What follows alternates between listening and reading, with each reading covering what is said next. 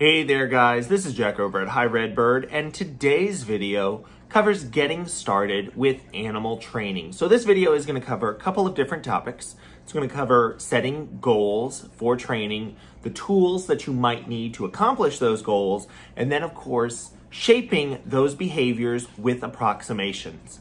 Now this video is a session that I did with Sullivan. She is an acclaimed enrichment specialist. She is the co-owner of the Leather Elves, which is a parrot toy making company that's been in business for a couple of decades at this point. So she is a wealth of knowledge on this topic. Now we have been doing weekly live stream sessions every single Friday at 7 p.m. Eastern on the Leather Elves Facebook page. So if you guys want to participate in those, make sure that you like the Leather Elves on Facebook. That way you have the opportunity to participate with the conversation, ask us any questions you may have. Though of course, all of those videos are also put here on the Hi Redbird channel as well. Now, I do ask you guys, if you're liking this video, go ahead, like it, subscribe to the channel so you don't miss out on any of this wonderful content. And going forward, I do have a question for you guys. We've covered a variety of different topics with Robin. They are hour-long discussions that really dive into some bird-related topics. So are there any topics you would like us to cover? If there's any bird-related topic, be it conservation, training, diet, anything like that, let us know what you would like us to cover in the description section down below. And without further ado, let's jump into getting started with training.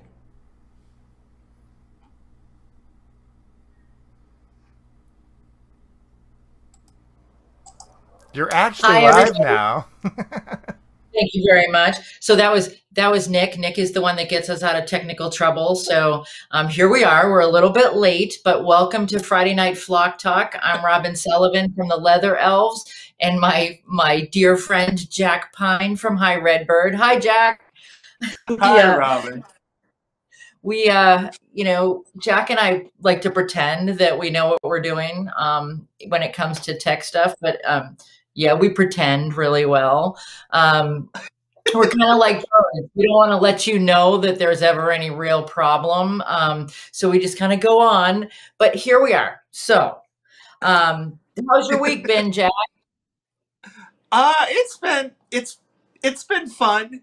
You know what I'm going to say right now, for what people didn't get to see, is we actually thought we started the live stream, but it wasn't live. It was being recorded. And I think that was Nick's way of helping us to celebrate Groundhog Day, because we're starting a live stream again.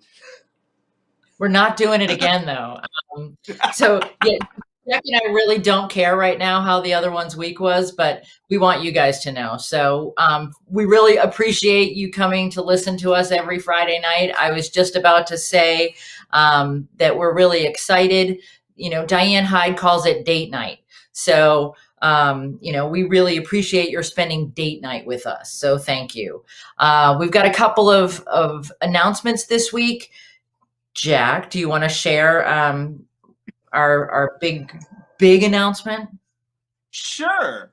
And obviously the easy ones, again, if this is your first time joining in, you want to make sure that you like the Leather Elves page on Facebook so you don't miss out on any of the live streams. You want to make sure that you subscribe to the Hi Redbird channel on YouTube, because in case you do miss any of the live streams, you can always watch all of those conversations there. There's actually a playlist with all of the different things that you can see.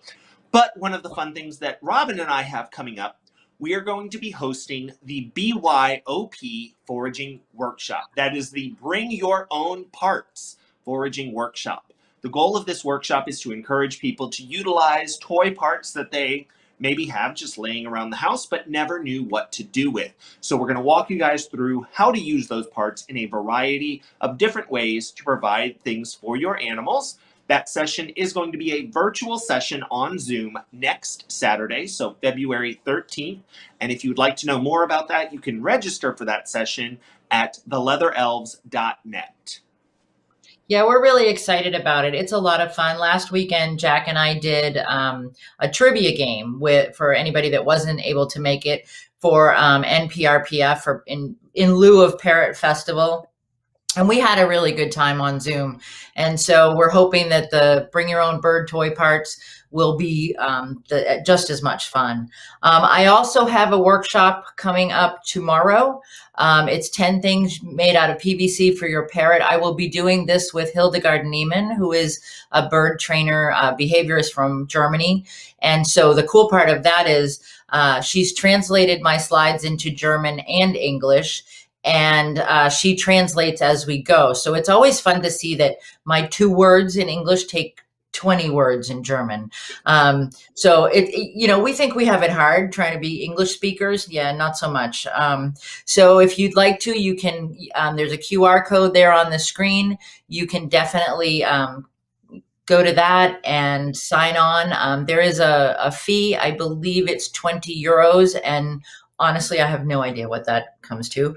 But, you're more than welcome to sign on. I love having, familiar faces. So, all right. So let's start at the beginning. Training. The terms we talked about 2 weeks ago, right? It was 2 weeks ago. We were just wondering if anybody had any questions or needed anything clarified. If they do, you can put it up in the comment section. If not, it's available on the leatherelves.net. The whole list of terms for training are on there. We'll be talking about some of them again tonight, just kind of going over in more detail those terms. Jack, is there anything that you wanted to point out that we may have left off in the definitions or anything like that? I think that when we went over them, a lot of people got them really, really easily. The biggest thing to remember with training terms, part of what we are going to have to go over tonight as well, is that in training terminology, the connotation that people are used to with certain words is not the same.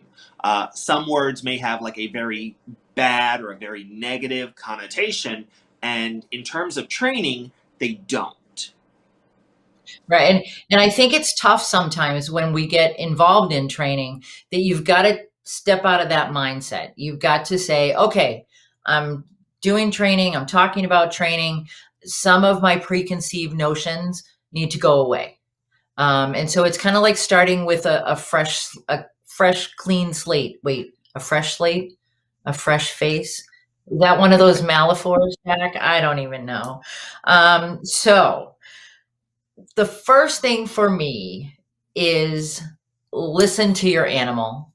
I feel like too often we get stuck in our plans and we, okay, I'm going to do this. I've got a plan all set. And we don't necessarily pay enough attention to what our animals are telling us. I mean, have you experienced that, Jack? I completely agree. And I think it comes back to one of the things we've said again and again and again, that anything you are doing with your animal really is a study of one. So you might see that somebody with a similar species or even the same species has a particular plan for their animal, but you really need to take your animal into consideration when making that plan, because your animal isn't going to have the same background, it isn't going to have the same day-to-day life, so things will need to be changed. So by observing and paying attention to your animal, and I mean, that's what we mean by listen. We're not just, asking you to pay attention to the vocalizations, but pay attention to the overall behavior. Let your animal let you know what they are thinking and how they are feeling, because I guarantee you everything from their body language to their actions is going to be telling you. It's just a question of whether or not you are receptive to that information.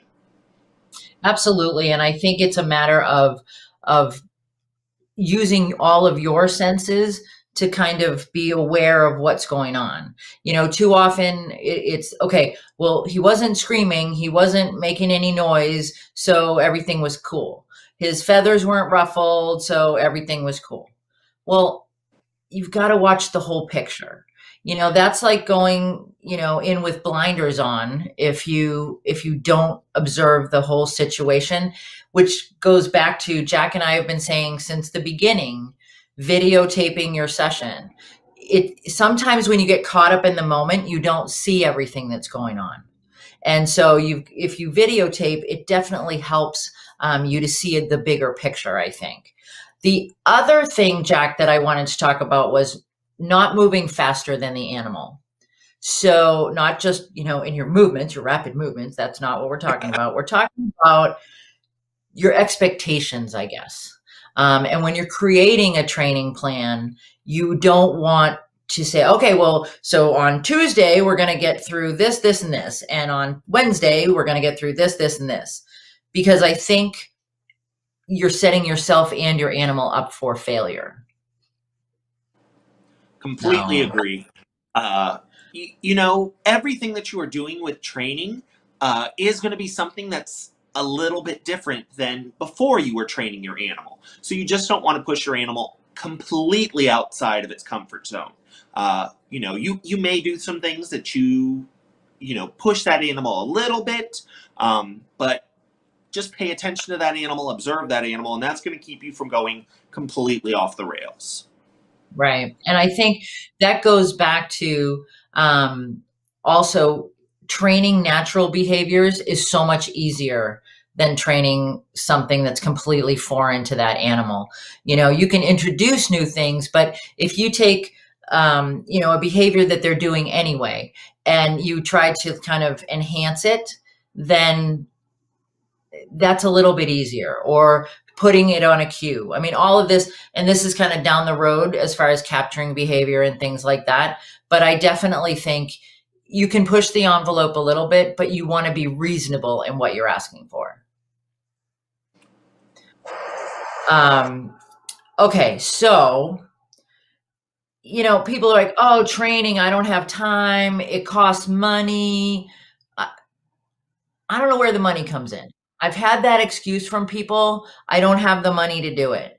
So Jack and I, we're all about the free, right? It's all about free. And so we were talking about what kind of things, what kind of tools do you need? What do you need if you wake up tomorrow morning and you say, I want to start training?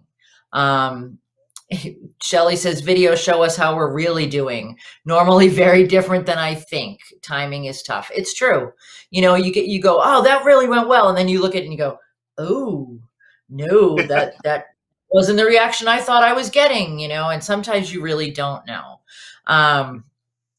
Okay. So Jack, what do you, if you had never trained before and you're going to get up tomorrow morning and you were going to become Jack Trainer, what do you think you need?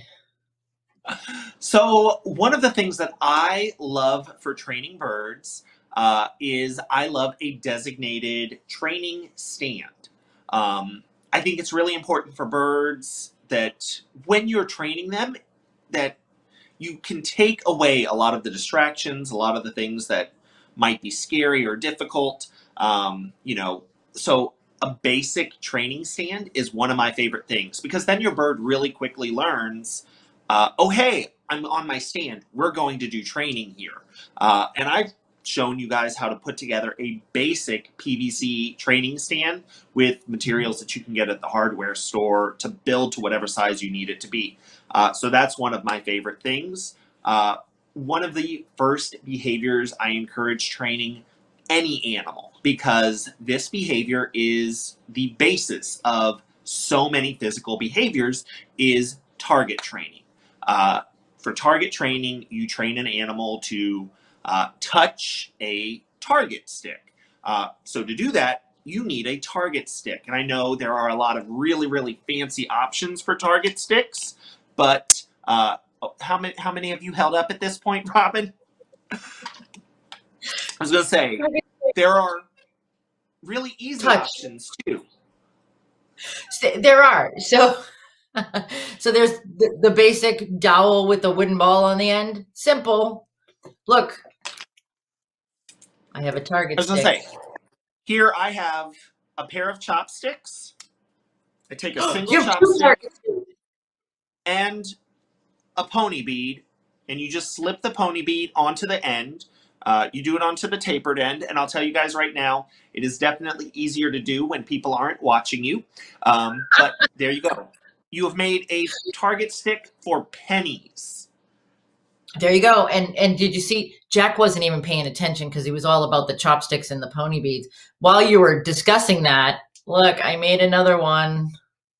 Wait. Look, I made another one.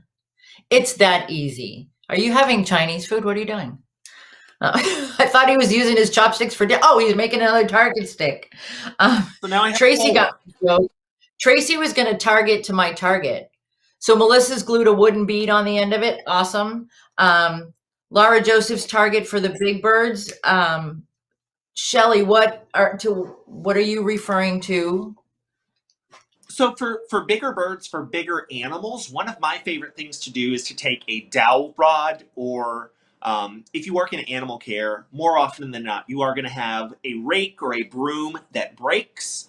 Save that handle, take a tennis ball, cut an X, slip the tennis ball right on the end. You have a target pole that'll work for things like macaws or cockatoos. It works great for pigs. It works for camels, elephants. All of these are animals that I've actually used these target poles on.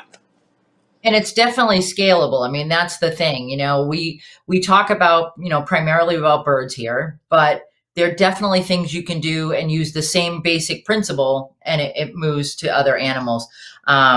So yeah, I think it's easy enough to make them. They do sell target sticks. Shelly says, you know, Lara sells the best target stick. If you're working with an animal that's completely protected contact and you don't have them touching the target, you can use a fist. If it's, you know, if it's not an animal that you're going to actually have physically touch the target, if you're just moving to the general location, you can use a fist. But I prefer to work with a target stick.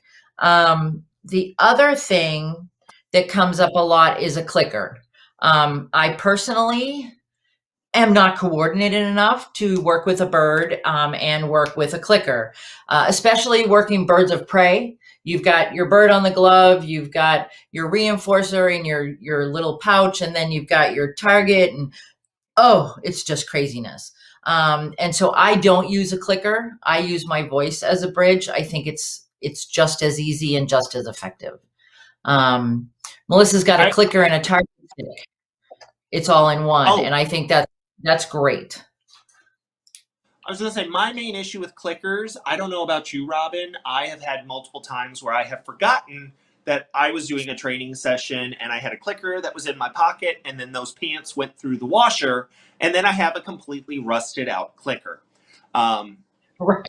And I think it's important for people to know that, you know, a clicker or a whistle makes you feel like you're a, you know, serious animal trainer, that you have the exact tools that you need to try to train an animal. But I think it's important to point out that if you are using a verbal bridge, telling your animal good, that can be just as effective. The only difference that a clicker or a whistle is going to give you over a verbal bridge is that you don't have the ability to accidentally make that sound. You can't accidentally click. And if you can, just record yourself doing it and send it to us, because I want to see that. But, you know, you could accidentally, if you're bridging your bird with good bird, you might be telling your bird good bird at times when you aren't trying to train it, and the bird is then questioning, what am I getting bridged for? What did I do that you want me to do again? And honestly, I think you can use any word as long as you stick with it. You know, the good bird is a great example, because I don't know about you guys, but when I'm working with any animal, I'm like, oh, what a good bird. Oh, you're a good, you know, good dog, good whatever.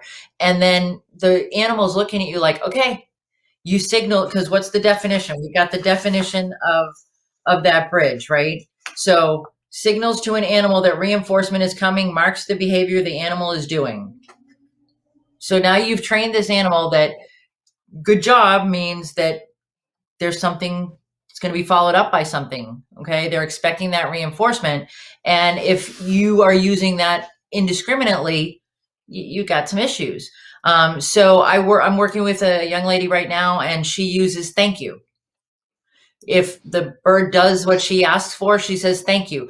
And she videotapes her sessions, and I've watched her catch herself using, good job or good bird. Yeah, Shelly says that her timing is better with a clicker, is better than with a clicker. So she uses the verbal bridges. And it's true. I mean, for those of us who are getting older, and Shelly, I'm not saying you're getting older. I know it was like your birthday yesterday or today, but for myself, it's that, making it work and making sure you've got it. Julie says she uses thank you too. And I think, it's as simple as that. Or you can use, abracadabra. You can use whatever you want, as long as you know that you can mark that behavior. So what do you use with your guys, Jack? Do you have anything in particular that you use, like with Grayson or? So I use a variety of different things. It's going to depend on the individual animal. So for some of the birds, they get good bird. And it's just made abundantly clear to all of my staff that that is the only time that you can use good bird. So a lot of the other time you'll hear us saying, that's my buddy bird, or that's my friend. So you find different ways to interact with your animal when certain terms become off limits, essentially, because you don't want to use your bridge just in your general interactions. Because again, whatever words you are saying, they don't mean anything to your bird. But your bird is going to process that when you establish that bridge as reinforcement is on the way. It doesn't care what you are saying. It doesn't care what the sentiment is behind it. If you're just trying to show affection for your bird is going to be looking for whatever reinforcer is on its way. Right. Okay, so we've got the tools, and now we need to get started. Yes. The first thing I want to talk about is antecedent. So antecedent arrangement is setting your animal, whatever that animal may be, up for success. It's how you set things up so that when the behavior, right before the behavior occurs, you know that it's a positive, it's all ready to go. You have set this up to make it a good experience. So Jack, do you have any examples of antecedent arrangement? So I would say, we discussed what an antecedent is two weeks ago. It's basically whatever comes before a behavior. So in setting up training, you have the ability to sort of determine the success of your session before it even starts. So a couple of things I would pay attention to.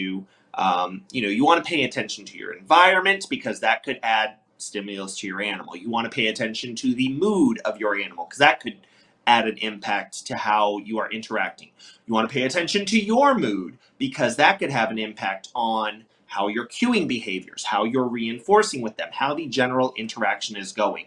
So again, we've said it, we're going to keep saying it. If you record your sessions, you do have the ability to pay attention to these things, and you can start to catch them. And even in the moment, it may not feel like I have done so many training sessions where I have just felt, well, what's wrong with you? Because I am doing everything completely right. This is the exact same way I've always done it. And then I watch a video and it's like, oh, no, I didn't. That was me. Okay. Yeah, and it's true. We have some comments that have come through. Tracy uses a foreign language as her bridge. So she uses good bird in Japanese.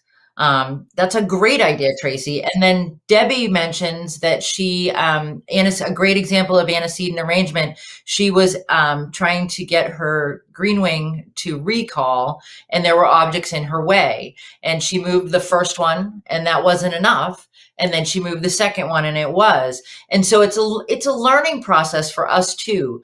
And, all I can say really is be prepared and take a look at your environment before you enter into a training session. So we hear a lot of times about the ABCs, and don't start singing, Jack. And so for training purposes, ABC is antecedent, behavior, and consequence. And consequences, so we've talked about antecedent. It's the thing that comes before the behavior, okay? The behavior is any action. Anything at all. It's like, well, that's not a behavior. I didn't ask for that. No, it's still a behavior. Any action is a behavior. So what comes before the behavior itself? And then there's that word consequence that people get all freaked out about. And Jack touched on this in the very beginning when we were talking tonight about you have to kind of put those preconceived notions away. So consequence is what happens after the behavior. Getting, your favorite walnut is a consequence. Well, no, it's not a consequence. It's not bad. Consequences are just what comes after the behavior. Okay. So Jack, anything to say about ABC?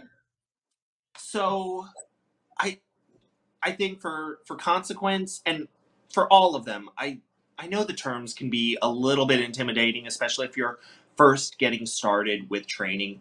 They're really not that involved. In fact, I'll tell you guys a little secret right now. I don't know if I was supposed to tell you this. After you fully learn the definitions, you get really comfortable with the concepts. And then as you go down the path, you reach a point where, you and a friend are putting together a web series and you have to cover definitions of basic training terms. And there's things like bridge. Well, what's a bridge? It's what a bridge is. So don't get bogged down in the exact terminology. That's why we're trying to break it down as easy as possible. It's what comes before a behavior, and then what happens after. It's really not any more difficult than that. It's true. It's very basic. It's as basic as ABC. So the other thing Nick wants to know, what does ABC mean again? It's antecedent, behavior, and consequence. And so antecedent is what comes before the behavior, then the behavior itself, and then the consequence. Okay. And I think if you kind of keep that in mind and just, it's a package, right? It all fits together. And one of my favorite things that people will say to me is, well, nothing was going on before that happened. It's especially when people get bitten. Oh, no, nothing happened. I don't know. Something's always happening before. There's always that antecedent. And if you had a videotape running 24/7 of your life, then you would be able to see that. So, Jack, when you create a plan, I know when I create a plan, I'm really big at this. If it's got to be modified, I modify. And I think that's really important when it comes to behavior. I'm losing Jack. I can tell he just froze. Okay, so, we'll struggle on without him for right now. With behavior, with any kind of plan for behavior modification, for positive reinforcement training, are you back? Are you giggling? I'm back. Nick asked a question and then I went away. Oh, Nick was busy asking questions. So what I was saying and rambling about while you were gone was that you've got to be willing to modify stuff. You can't create a plan and stick to it. Training is not a rigid art. There's the science, but then when the art comes up, it's a whole nother ballgame. And I think, Jack, how do you get that point across? If you've got new trainers that you're working with, how do you get them to think about the fluidity of training? So that is part of what I think makes training so magical to so many people, because it is a combination of the two. You have that rigidity of the science of this is how behavior modification works, and you have to have a fully formulated plan. But the art aspect is you need to be able to roll with that, because your animal does not exist in a vacuum. It is constantly going to be changing its view of the world, how it interacts with you, how it interacts with others. So you need to be able to assess, reflect, and change if needed. And sometimes that change is needed if you want to accomplish a particular goal. You may realize that the current plan that you are on isn't going to get you to where you need to be. Or you may realize that maybe there's another destination you would rather go instead, and you didn't even realize that was an option. So being able to pivot, being able to backtrack, being able to completely change direction, all of these are things that you are going to need to be able to do when it comes to your training. Absolutely. I think that's really important that, Julie says flexibility leads to finesse. And I think that's very true. And Debbie said a lot of times the plan is very basic, but it's built on the bird and the interaction. We've been talking from day one, Jack and I have, and all of you who are listening on a regular basis, we've been talking about being bird-centered or animal-centered when we're talking about what we want to do. And I think training is a perfect example of when we definitely need to be bird-centered. So, all right. So the fun part, one of the fun things for me about training is choosing reinforcers. And, it's about choices. And again, we're talking about being bird-centered. We've got to give them choices because it's like, I could say to Jack, okay, Jack, you're going to work for oatmeal. Would you work for oatmeal? Am I? You would? Probably not. No, I mean, I don't know a lot of people who would work for oatmeal, or humans anyway. I personally would not. I mean, it depends on the behavior. If you wanted me to sit here and behave for 10 seconds, yeah, I might do that for oatmeal once. Oh, so which really brings up a good point. So you do it once. Well, I don't want you to do something just once. If I'm training a behavior, there's a good chance I want to see it a lot, or I want to see it more often than not. And I think it's about finding what works for you. And we've talked about a study of one. So, Jack, what would you say is the most important thing when choosing a reinforcer? I would say choosing something that your animal has an interest in. Since the goal is to get behaviors to repeat again and again and again, the goal is to provide your animal something that they want. Because then it's basically a fair exchange for your animal. Mm-hmm. Yeah, I mean, we don't get asked to work for things that we don't want. I mean, our paycheck, when was the last time I got a paycheck? The paycheck is a reinforcer for a lot of people's behavior. And, I think it's a matter of not just picking one, because you get stuck in a rut and your animal may work. So Jack said he would work once for oatmeal. So I better have something else in mind in order to reinforce Jack if I want him to sit here and behave, which I do. Good luck with that. I thought you were going to look for another reinforcer. But I think having one or two or five and ranking them by preference. So if you're asking for a very complicated behavior or something that, requires a little bit more effort on your animal's part, a little more, they've got to put a little bit more out there. So now you want to have one of those high value reinforcers. Okay. And we've got an interesting question from Nancy. Does the reinforcer need to be predictable so it's successful every time? I don't think it needs to be predictable, because that kind of leads into the next thing that I was going to talk about, was overdoing a reinforcer. Have you ever had that experience, Jack? Yes, I have. I mean, depending on what your training regimen is, how often you're doing things with your animal, there are a lot of factors that can come into play. If you are doing training sessions twice a day with the exact same reinforcer, you'll find that your animal loses interest in that item. So I would say one of the things you do need to assess is what is working for your animal. Like we talked about earlier, just that listening to your animal, because where you are in your training, how involved they are with their training is definitely going to have an impact. I would be more inclined to have a more consistent reinforcement schedule with something that they really like when I'm starting out. Obviously, if I'm starting a brand new behavior, I'm going to use a higher value reinforcer. So to give you guys an example, my camels are trained to do a variety of different behaviors, coming to me when I call, turning around, target training, touching their nose to a target pole, for range cubes, which are basically just an extruded pellet.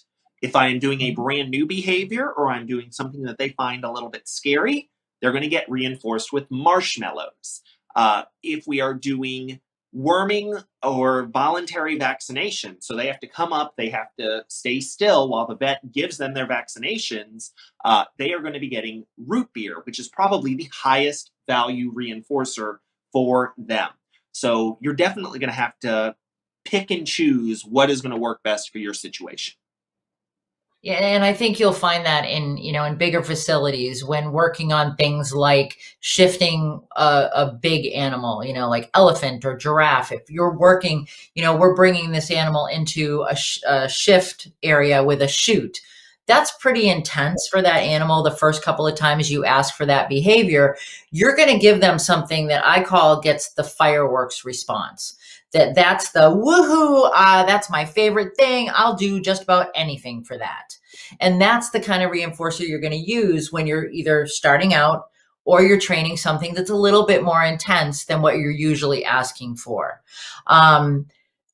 We talk so much about choice, and we talk about being bird-centered. We have a video, Jack. I don't know if, Nick, if we can get that video up, from Melissa David. Oh, no, we're doing reinforcer size first. Okay. So, Jack, we've got you. Go ahead. Yeah, here is Grayson. And we did just want to show you guys this video. So this is different sizes of reinforcer, because I think a lot of people get hung up on that. So first, Grayson here got a piece of a peanut. So I shelled a peanut, took a single one, broke it in half, then broke it in half again. And as you can see, even that took him a little bit to eat. Now he's getting half a peanut, which he is going to have to go through the trouble of opening that up, and then he's going to, peel the skin off of the peanut. He has a lot more of the peanut that he needs to be able to eat, so that's going to take him longer. And then in a minute, we are going to see him get an entire peanut. Now, one of the things I do want to point out with this video, because I know some people may have concerns, peanuts are not the most nutritious items for birds. For Grayson, he only gets them as a rotating item for different training. It's sort of the same thing with us. I'd be willing to do quite a few things for Oreos. That doesn't mean they should be a part of my day-to-day diet, no matter how much I try to convince you otherwise. So you can see that Grayson is still working on that. So I have worked with a lot of animals and with people who do the big, okay, so it's a big reinforcer. It's the woohoo. But if it's going to take him this long, now I'm waiting between repetitions. And if I'm training something that needs a lot of repetitions, I'm not going to go with this. And Anne asks about will they be more patient if the reinforcer is a higher value? And I think honestly, Anne, as far as patient, she says that her cockatoo seems to be short-tempered when learning a new behavior and a new trick. And so she squawks, lunges, and bites after a few repetitions. So it may not be more patient. It just may be, it's kind of like if you were used to making $50 a week and you had a little extra project that you had to do. So that week you got 100. You'd be a little bit more patient with that extra job and me asking you to do a little bit more for that kind of higher value reinforcer. And the other thing to think about is that you really want to end on a positive note. So we still got, so great work in there. He's still working on that peanut. Yeah, I would definitely recommend trying to end on a positive note. If we go with that idea of you're used to working for a set amount of money, you know, and that's what you expect, you're probably not going to work. If you work 8 hours a day for $500, you're probably not going to work 8 hours for $100. But you might be talked into, oh, hey, my friend just needs a 15-minute ride to the airport, and they'll, you know, give you $20. It's nowhere near the same value of what you're used to, but you're not asking much, so the animal's going to be more likely to do that. So setting smaller, more frequent training sessions is typically one of my tips for getting people to be more successful. You don't want the animal to get bored. You don't want them to get overwhelmed. So by breaking it down into those little pieces, to me, that usually seems to help. Absolutely. And I think too, it's part of watching the bird, watching what's going on. And Julie says, you know, tiny pieces. You would be amazed at the kind of behavior you can get even with just, you know, taking an almond and breaking it in 3 pieces. And people are like, oh, that's not enough. He's not going to do it. In some cases, for some birds, that's enough. And then, you know, it's bigger, the more difficult it gets maybe. And you've just got to keep things, you've got to be aware of the whole picture while you're doing your training. Shelley brings up, you know, ending the training session before they become overstimulated. So true. I mean, I see this happen all the time. You know, people get real excited, people get into it, they're working with their birds. And, you know, as an observer of training sessions, when I'm watching people do their training, I'll see the birds start to get, you know, the feathers are starting to come up. And, you know, if it's cockatoo, that crest is starting to come up. And you're like, oh, this is great. He's loving it. I'm having such success. And then in a moment, it switches on you. And then you've got this bird that's overstimulated, cranky, not doing anything you're asking. Grayson, does Grayson ever do that? Yes, Grayson is sort of the master of that. So one thing I would recommend, it works really well for Grayson. I've seen it work well for a lot of other animals too, especially if you're training a new behavior. Chances are good that you are going to have at least one behavior that your animal has a solid lock on. They know this behavior. They will do this behavior without question, without hesitation, without any sort of problem. For Grayson, that behavior is shake hands. So he will pick up his right foot and he shakes. I hold out 2 fingers to him. He shakes that with his right foot. He will do that behavior no matter what. So even if I have a session where he's starting to get a little overwhelmed, maybe he doesn't want to do any behaviors, I can end with that behavior because I know he will do it, and then I can reinforce him, and the overall training session ended on a good note. Absolutely. And I think, you know, we talk again about allowing birds to make choices and have choices. Nick, do we have that clip from Melissa Davis? Melissa is, this is Zorro. And Melissa has worked with Zorro so that Zorro will go into his cage. And when he goes in, he then gets reinforced. I love this idea. I want to, you know, Melissa, I want to thank you so much for sharing this because it's really, she's allowing Zorro to choose his reinforcer.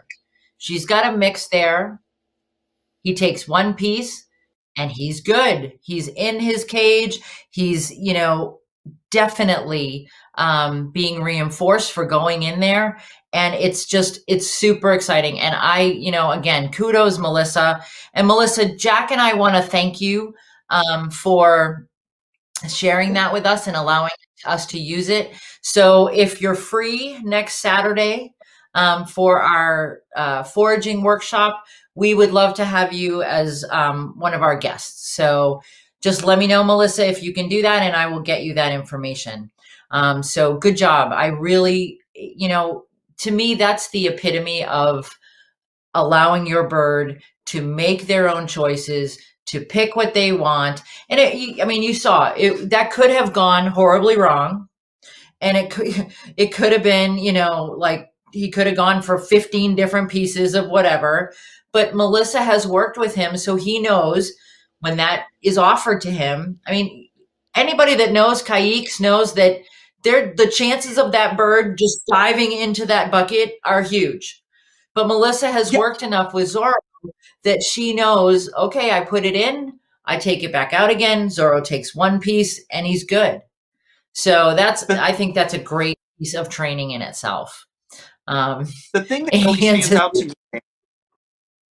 Oh, go ahead. No, go ahead.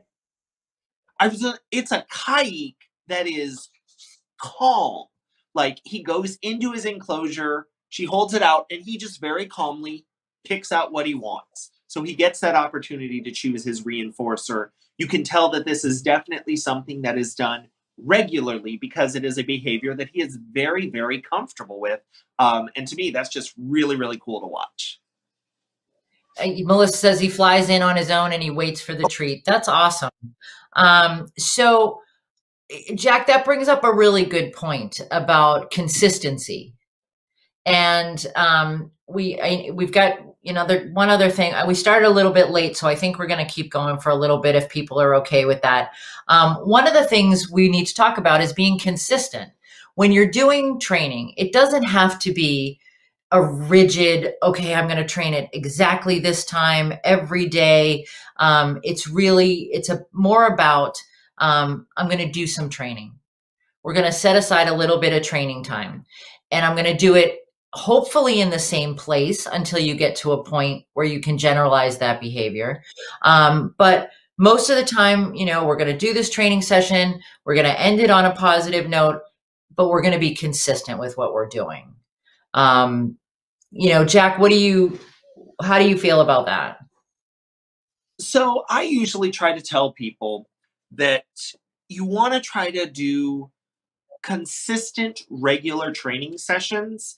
If you had 1 hour of time once a week that you could dedicate towards animal training, or if you had 5 minutes a day, you're going to see progress a lot faster and a lot easier with 5 minutes a day, even though in the grand scheme of things, that ends up being about half of that 1 hour training session because, your animal's going to get more interaction with you, but you're not pushing it past the point of the animal's overstimulated or the animal's bored or the animal is stressed. And all of these are things that can happen with training.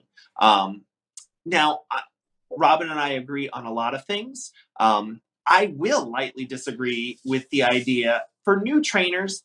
I do typically recommend that they pick a time for training. And that's not so much for the animal as it is for them.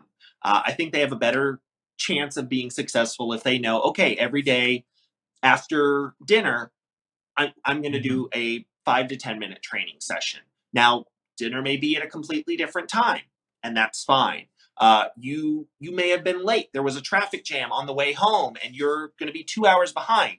And you can still do that training session, and it'll be fine. But I do think that having a time for training is good, if not for the animal, but for you. I definitely agree with you about that, Jack, is that, people, it's not a crisis if it's not at the same hour every day. But, so you remember, because when you get old like me, you forget those kind of things. Don't shake your head and agree so quickly. I agree before you said it. You did. Oh, you guys, I don't know. But it's a matter of remembering to do a training session, so it's always sometime after dinner, or it's always, before I do my laundry, whatever that may be, and but you set that for yourself so that you remember to do it. And the where of things, that's another thing, Melissa, I've got to tell you that again, I'm going to reference Melissa. Melissa set up a training station, if you will, and she's got some pictures on her Facebook page of a little quiet area that she set up to do training with Zorro. And I know that she does it in other places as well, but she set him up for success. And, we look for success in our animals. We also need some success for ourselves. And so you don't want to set yourself up to, to not have things go well, because that does make you feel kind of meh, so you really want to make sure that you're getting things, going, you're getting them going correctly. So the where, the when, the how, I think the how does need to be very consistent. You'll find that if you change things up too much, you're not going to get what you're asking for. Shelly says she does a bunch of minute or less training sessions all day at random. She does have over 40 birds right now, so it would be tough to do more than that. And Shelly, you get big, we're not worthy kind of moments, because you do get that 1 minute training session done. I'm impressed. But yeah, how you do it needs to be consistent. So the other thing Jack and I wanted to talk about tonight was approximations. So by definition, an approximation, Jack, what's an approximation? You want to define? See, this is what we talked about. So an approximation, well, you know what it is. Jack, what's an approximation? Can I use one of my animal trainer jokes? Sure. Okay, so Robin, let me understand this. You want me to take an approximation and break it down so that it's easy for people to understand? Right. Can you do that? Okay, so an approximation is basically the steps that go into forming a behavior. The easiest way to think about this, if you guys remember MapQuest, when you would get your directions and it was the full printout, the address at the bottom, that was the behavior. That was where you were going. Every single line, that's an approximation. And for different animals, you're going to have different levels of approximations. Some people you could say, go to the bank, and they would know all the steps that they needed to get there. And I've met people that I could say, go to the corner, and I have to give them a line by line detailed list. So it's going to depend on your animal, but an approximation is just the small steps that make up a behavior, which is why my joke was funny. Just laugh, you guys. It's okay.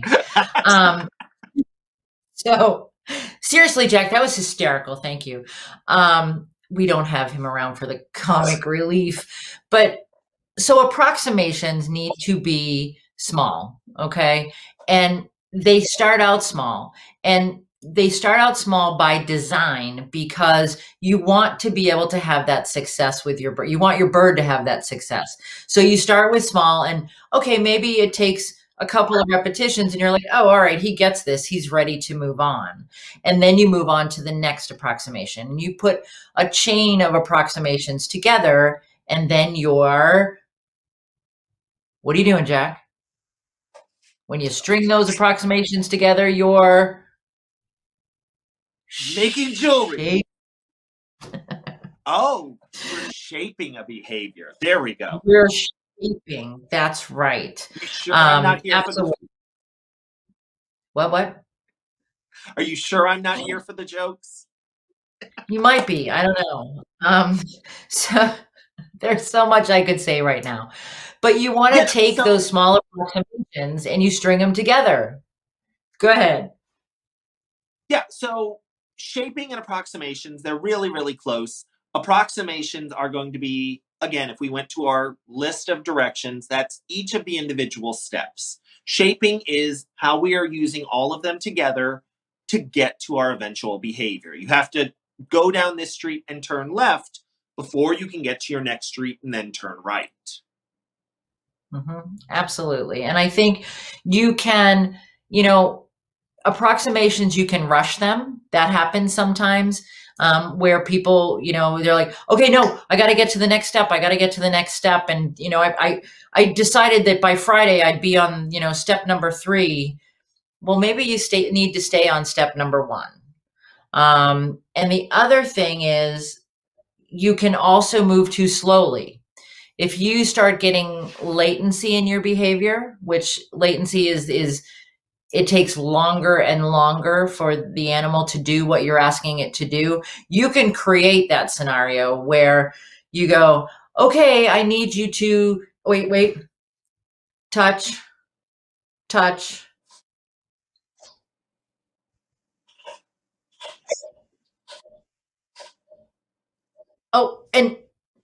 Good.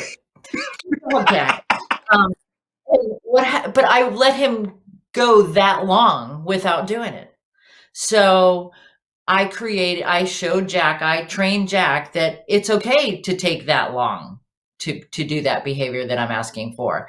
And so if you're moving too slowly with your approximations and you're just like, well, we'll just let it go. We'll let it go.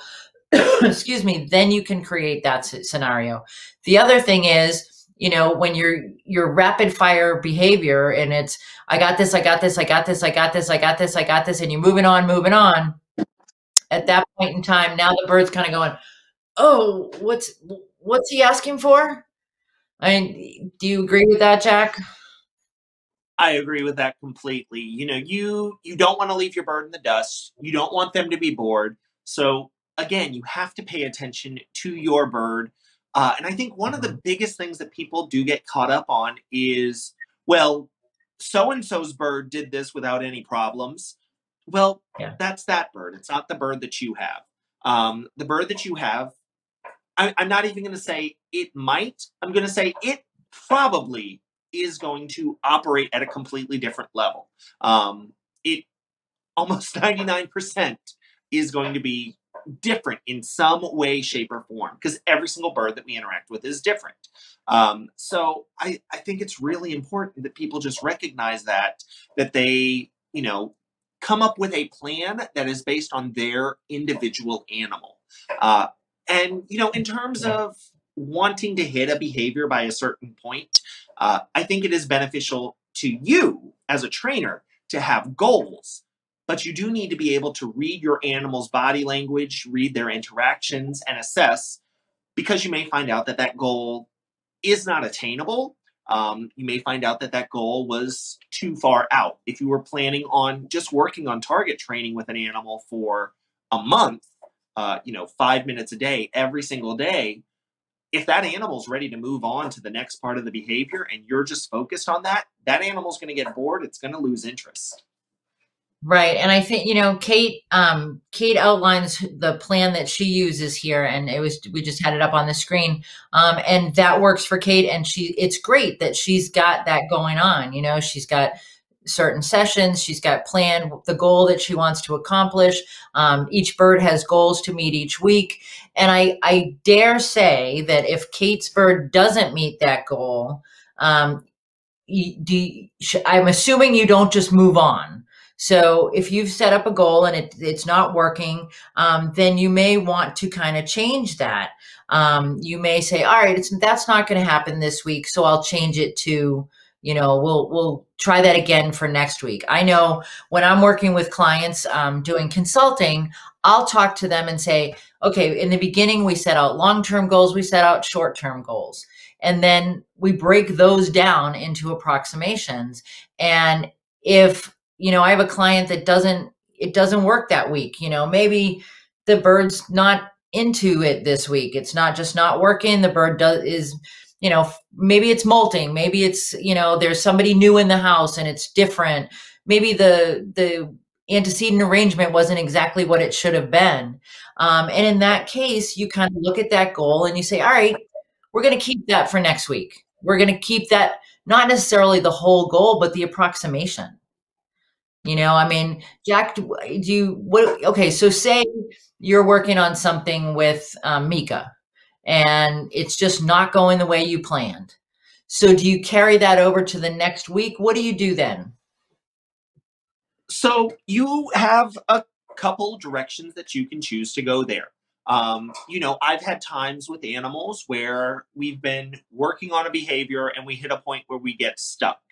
And we recognize maybe we just need to go back a step in order to figure out how we're going to get there. Maybe they just weren't comfortable with the last approximation. It seemed like they were, but maybe they weren't. You know, I've had times where in the middle of working on that, if we just keep hitting that wall again and again and again, maybe we decide that that goal we were working on maybe needs to be modified.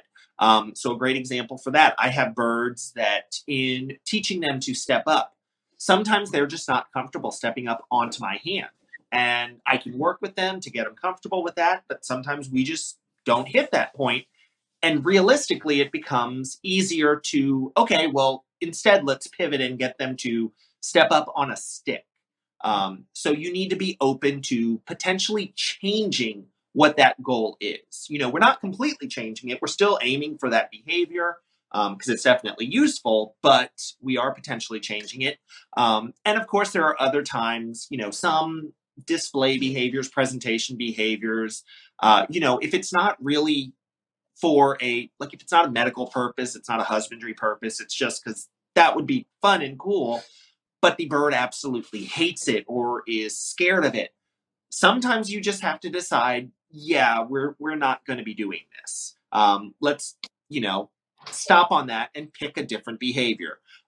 So there's different options that you can go with, and you basically just have to, again, pay attention to your animal to figure out which way is going to be the best way for your situation. Absolutely. And I think it's, again, we're back to that flexibility issue that we want things to be fluid, that if you see something's not working, don't dig your heels in and say, well, nope, we're not moving on any further until you get this right. Because that's not going to work for you or the bird. Julie says individual birds work at individual pace. It's so true. And, you know, and Kate says, nope, they don't move on. And if what she's doing isn't improving, then she just kind of takes a different look at it, looks at it from a different approach and gets advice from others. And I think that's critical. That's such good advice, Kate, that, you know, talk to the people in your circles, talk to the people, you know, that you know in the bird community or in the animal community, and say like, hey, I'm stuck. Jack and I have done this a number of times. You know, Jack will call and say, I'm working on this at work. This is where I'm at. What would you suggest? And it doesn't mean that my skills are any better than his, or, you know, or vice versa. And it just means that it's a different set of eyes. It's somebody who's not entrenched in that situation. And a lot of times I think we find people who are trying to modify behavior or do training because of a problem. And when you're stuck in that problem, when you're living that problem 24/7, you've got that bird that's screaming every single day, or you've got the bird that lunges at you every time you come into a room. Sometimes it's hard to see your way through to different approximations.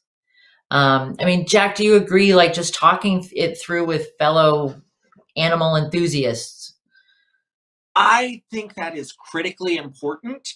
I think for a lot of pet owners or new trainers, wanting to seek the advice of someone else can almost come across as, you know, an attack on their skills. It's almost as if we're suggesting that, well, you're not a good enough trainer, so you need to go ask somebody else. And that's why I want to make clear that that is standard procedure for pretty much all professional animal trainers. So, I mean, to give you guys an idea, when I was an elephant trainer, every single training session that you do with an elephant, you have another keeper there assessing that session. They can give you instant feedback. Those conversations on how your training session went happen every single day.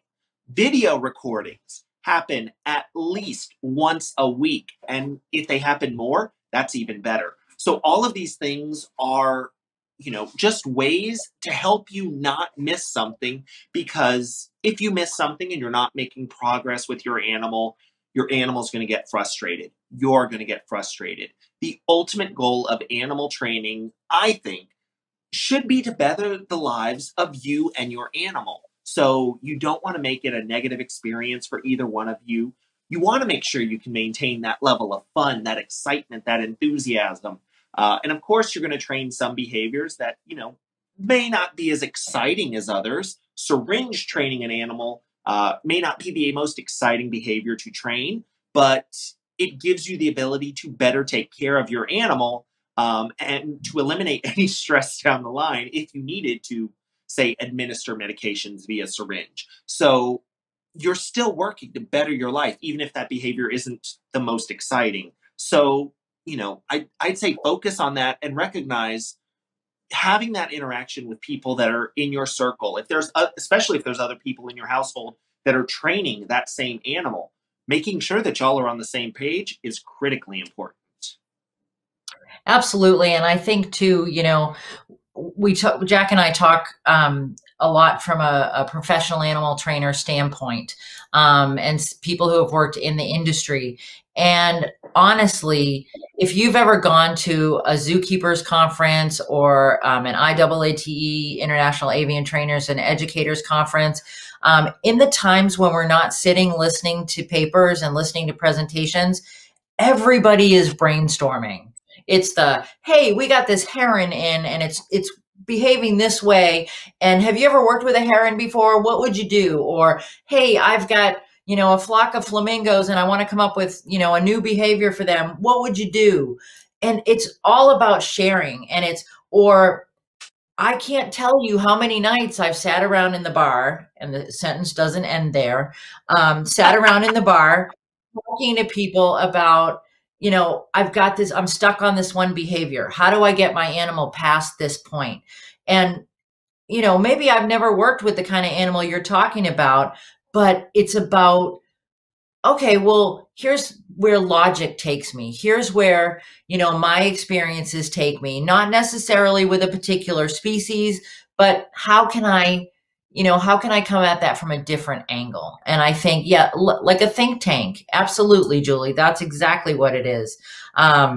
So I think it's really a matter of being flexible, being open, and measuring your success in quality of life. You can see that, when life gets a little bit better for this animal because maybe he's not screaming anymore. Maybe he's not, and which enhances your quality of life. Or maybe, he's not, you've got a bird that's over preening. How do I lessen that? How do I change that? You've got a bird that's wasting food.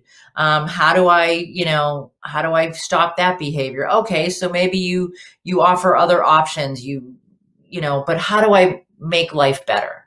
So Jack, what do you think is a measure of success? How do you measure success? No breaking into rent. Sorry. Oh, you set me up for it.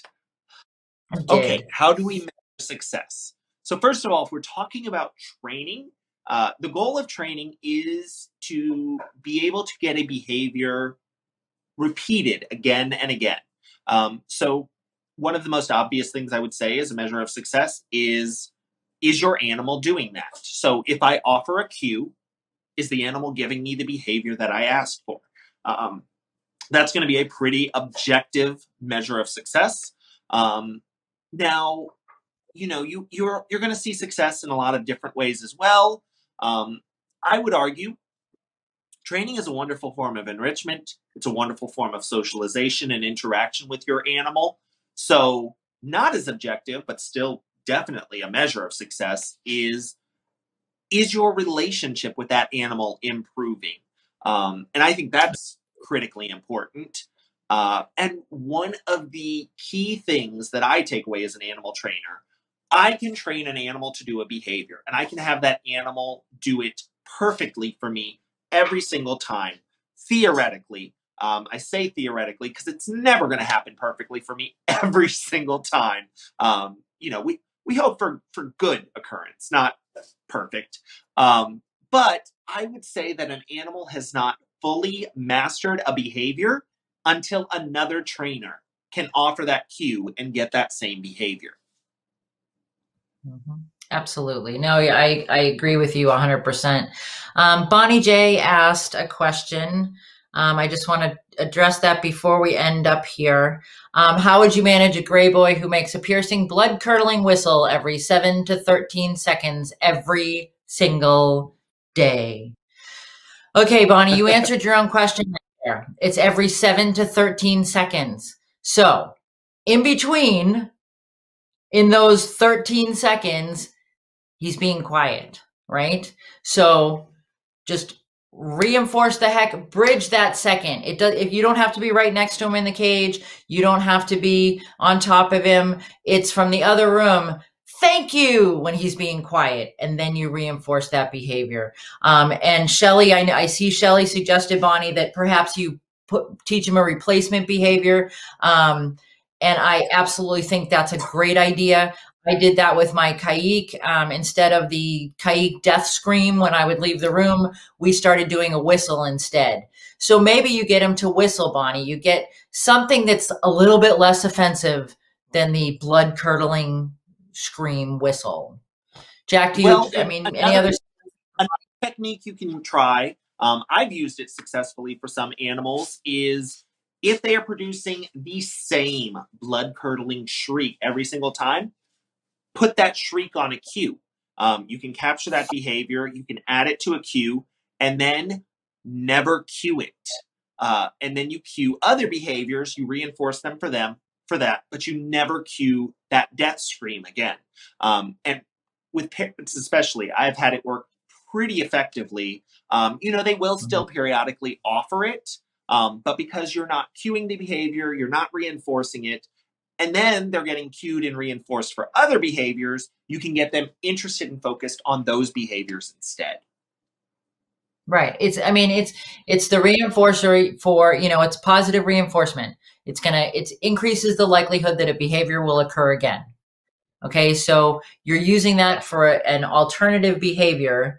And you can't, if they're doing some like less offensive sound, then, it's not, a silent parrot is a scary parrot because you don't know what's going on there. But it's like when toddlers are quiet, it's not a good thing. So you really just want to know to create something else that they can't do at the same time. So Bev has to whistle every time she showers to avoid the screams. Wow. So if you hear Bev whistling, don't go in there because she's in the shower. So now we all know that, Bev. We've got that little insight into your life. Thank you for sharing that. They whistle together, so that's great.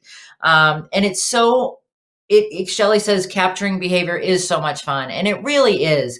It's that, hey, that's really cool. I'd like to see that again. And if you can capture that, it's very reinforcing for me as a trainer to do that. And I think, maybe that's something we talk about in another session, Jack, is capturing behavior and how to put a behavior on cue. Because I know we're running late tonight, and I appreciate you guys all hanging in with us. So we've got a trivia question. And then Jack needs to remind me all the things I need to do. So what's the term describing what precedes a behavior? And while you guys are writing this down and typing this in, come on, those fast fingers. I know you've got them. Jack, is there anything we need to remind people? So we do need to remind people, obviously, as always, like the Leather Elves on Facebook so that you can be a part of these conversations. Subscribe to the Hi Redbird YouTube channel so that you can watch any of the videos if you miss them. On the Leather Elves page, Robin is also going to tell you about any other fun events that she has coming up, including her session that she is doing with Hilla this Sunday. If you go to the High Redbird Facebook page, that's going to tell you about any of the sessions that I am doing as well. I'm actually doing a foraging workshop for North County aviculturists tomorrow. So all of that's going to be in those groups. And of course, Robin and I have this very, very fun BYOP, Bring Your Own Parts Foraging Toy Workshop coming up on February 13th. We are basically going to be encouraging you guys to find different ways to use any toy parts that maybe you have laying around your house and you just haven't known what to do with them. We'll give you a bunch of ideas on how to use them as foraging toys. All right, so it looks like we have a winner. Tracy says that antecedent, that's correct, Tracy. Antecedent is what precedes a behavior. So, Jack, what is Tracy won? Well, I think since we just mentioned it, a wonderful prize, if she is available on February 13th, would be to invite Tracy to be a guest for the foraging toy workshop. All right, Tracy, how's that sound? Is that... If you're around, that would be, we can send you that information. It will send you the Zoom information for the call, and we will get to hang out with you on February 13th, Saturday. So I think it's going to be a lot of fun. I would love to see all of you there. I really value, we talk about reinforcers. We were talking about reinforcers tonight. And it's very reinforcing for me, and I think it is for Jack as well, when you all participate. It really, helps us get through. We could sit here and talk at you for, an hour or whatever, but when we get input from all of you, because I know that you all have so much to offer. And I know, Melissa sharing that video with us was huge this week, and thank you again. And we really do appreciate the input that you guys have. It makes our life easier with these Friday night sessions.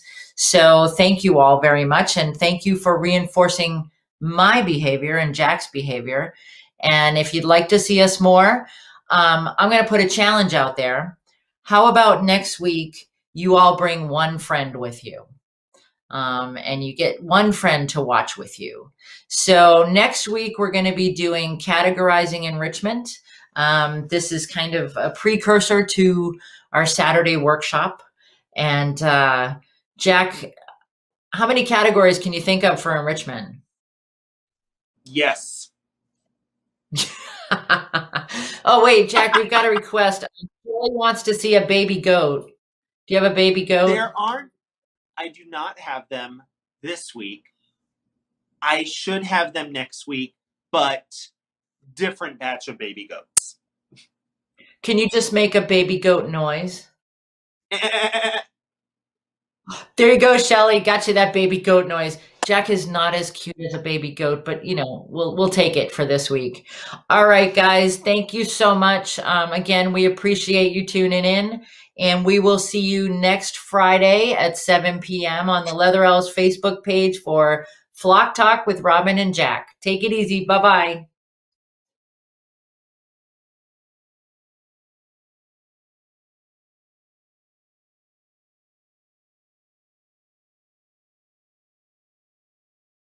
I do need to say thank you to my Patreon patrons for helping to make these videos possible.